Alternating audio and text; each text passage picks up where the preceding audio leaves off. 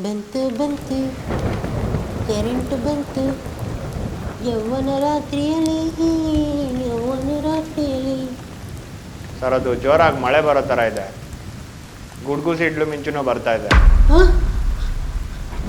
ಮೊದಲು main switch off ಮಾಡು, ಮೊದಲು ಮೇನ್ ಸ್ವಿಚ್ ಆಫ್ ಮಾಡು. ಸರ್ ಅದು ಮೇನ್ ಸ್ವಿಚ್ ಆಫ್. ಸರ್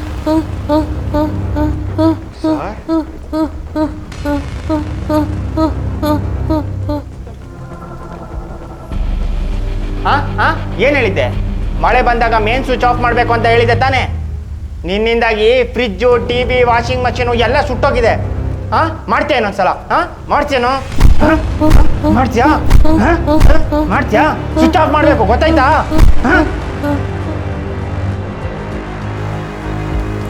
ಮಳೆ ಬಂದಾಗ ಮೇನ್ ಸ್ವಿಚ್ ಆಫ್ ಮಾಡಬೇಕು ಅಂತ ಹೇಳಿದ್ದೆ ತಾನೇ?